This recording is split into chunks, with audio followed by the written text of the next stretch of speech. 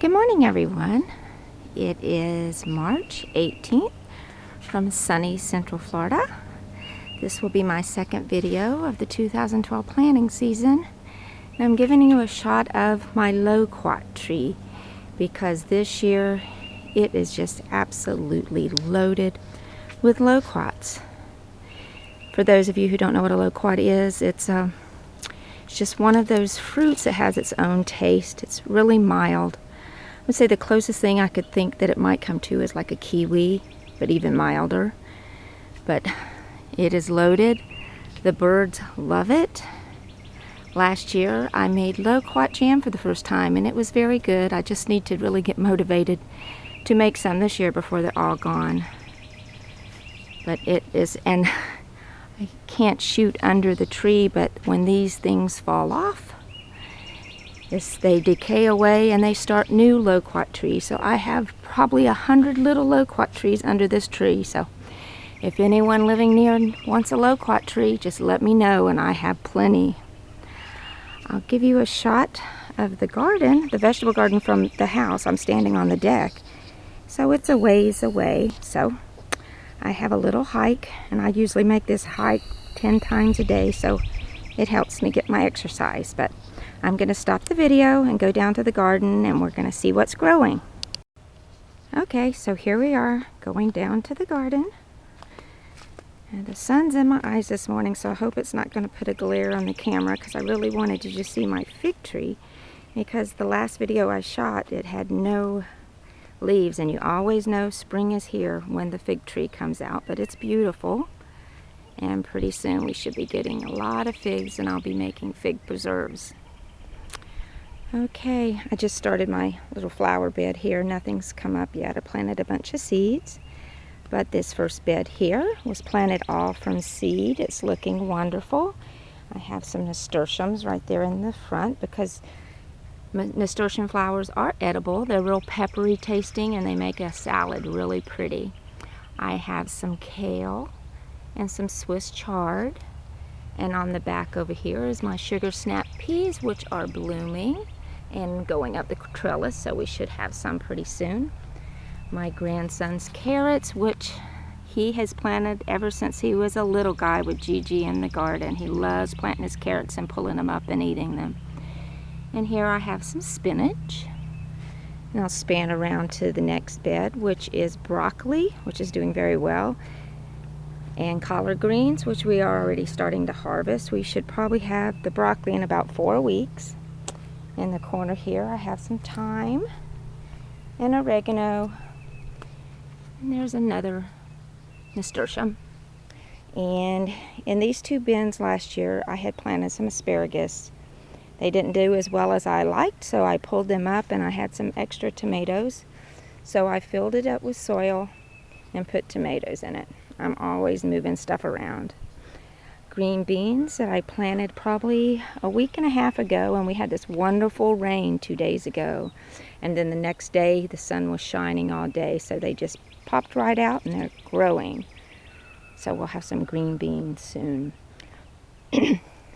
My last video I told you about how my beds are starting to decay because they are like 10 years old. Well, I came across these blue bottles and I just love them, so I've decided I'm going to collect blue bottles and line my beds. It could take me a while, but that's okay because unless they get broke, they'll last for a long time. Okay, in this bed I have some radishes along the edge. A new vegetable that I'm growing this year is, if you can see the stems of it, you'll know what it is. It is celery. And I didn't grow it from seed. I found them at Walmart, but I also found out that when you get a stalk of celery, if you cut the bottom of it off, place 2 picks all around it and set it into water like you would an avocado seed, it actually roots and you can grow a new celery plant. Isn't that amazing? So that's what I'm doing to that one. I have some eggplant here, 2 eggplants. My scallion bulbs are coming up. I do have some garlic back there, but it hasn't come up yet. And I have more spinach because I love spinach salads. And I don't know if you can see way in the back here. Let me see if I can zoom. I have some pickling cucumbers that are coming up after that rain. So this bed's doing well. And one of the new things that I found this year was potato bags. I had seen them before in my seed catalogs, but they were like $19.99, and it was something I wasn't going to pay $19.99 for.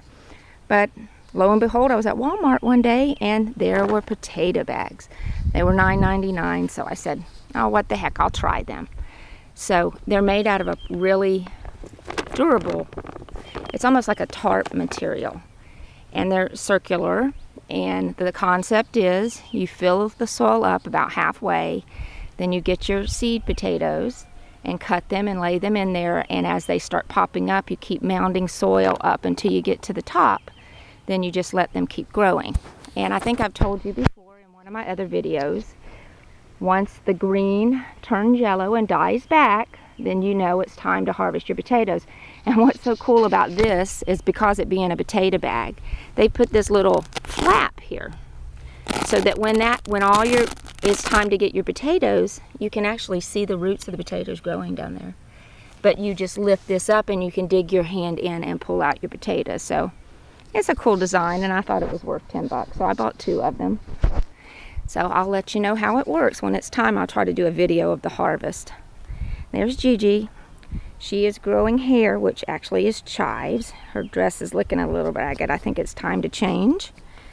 And here is our bean TB that my grandsons and I did last year. And I went ahead and planted the beans, and they just think it's so fun when it's full to go in, and they can get the beans that are on the inside, and I picked the ones that are on the outside. So we did that again this year. Over here I have my cucumber bed. I did bush cucumbers, and then in the back I did the pickling cucumbers again because I had a little space there. This is my not so pretty compost pile, but this is one of the ways I compost several different ways, and this is one of them, by putting all of my vegetable scraps in here, and then I turn, and you can already see how rich that soil gets when it hits all them scraps and leaves and water. And so in about a couple weeks I'll be able to take scoopfuls out and put it around my plants, and they really like it. And here's my plum tree that I bought last year that didn't give me any plums, but this year it's budding out and it looks like it's covered in bloom. So crossing my finger I'll get some plums. Not so lucky on my peach tree that I planted last year. Even though it did give me peaches, it had blooms on it when I bought it. This year it was covered in blooms in February, and usually in February we always have a freeze, and it froze, and I have one little peach.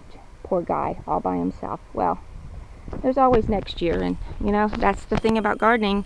You can't predict the weather, so you just have to roll with the punches. And leeks. I'd never grown leeks before, but I tried to do it this year. They look really good, and I have a little basil plat.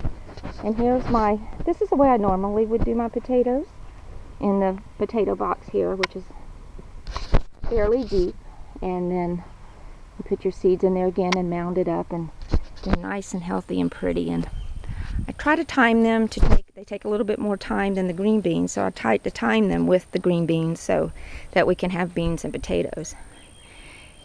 And over here we have our tomato and pepper bed. I had done some research this year before I planted and found out that pepper and tomatoes are good companion plants, so they like to be planted together. So I decided to try it and plant them. If you also notice, I have marigolds around. That's an old hand-me-down garden tip from my grandma. And I think a lot of old-timer farmers still do it for their vegetable gardens. They say that the bugs don't like the smell or the taste of the marigolds. So if you plant them around your flowers, they'll stay away. So we'll see. And this bed is my zucchini and squash bed. And looks like the zucchini actually has some little blooms on them, so shouldn't be too long. But I think the one thing that I'm excited about is my grandson and I decided this year to do something different. Last year we went and got composting worms, which is red wiggler worms, the fishing worms. It has to be the red wigglers because they're the composting ones. And we put it in the compost pile, and whoops, sorry, I almost dropped the camera. It it worked for a while. We could see the worms, and then all of a sudden they were gone, so I guess they just kind of wiggled away. Well, this system I found online, and it's for if you have a raised bed, because a raised bed is self-contained. So the concept is you take this, I think this is like 3-inch PVC pipe. You could use larger, I'm sure. And it's 4 foot. And you take the 2 feet that's in the bottom, and I have to dig it out to show you because this is really important part. You drill holes all around the bottom that's in the ground, and you don't drill anything here. Then you dig it and you put it in the ground 2 feet, and then you fill it with, I took just some shredded newspaper and a couple scoops of my compost from my compost pile and some kitchen scraps. I don't know if you can even see the kitchen scraps are in there. It's like lettuce and cucumber scraps and things like that, just a handful. Well, then you drop your worms in there. We got these little containers at Ace, these things right here, and actually it was perfect because it fits right in there. They were like $2.99. There's like, I don't know, 25 or 30 worms in there. So we put one in each one, and we dropped them in there. My grandson had a blast putting them in there. He was just laughing. He loves playing with worms. And the concept is that the worms go down to the bottom. They eat the composting scraps, and then at night they go out, or night or day, I'm not really sure. I can't remember what I read, but they go out within the bed, and they distribute their castings, and then at night they come back in and they eat, and they come through those holes. So that's the whole purpose of the holes, because the compost, all your kitchen scraps are down in the PVC pipe. So it sounds like a good idea, and if we can start digging and we see little baby worms all in our bed, that will be a good thing, because that means that your soil is nice and healthy. So we will definitely keep you updated on that and let you know if it works or not. But this is a span of the garden. It's doing great. It's a beautiful day. Oh, I hear a bunch of birds in the background.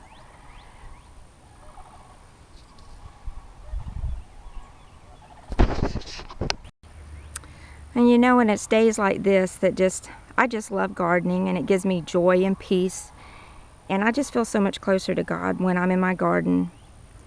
And it teaches me patience, and it says in the Bible that the Holy Spirit will produce fruits of the Spirit, and they're love, joy, peace, patience, kindness, goodness, faithfulness, gentleness, and self-control.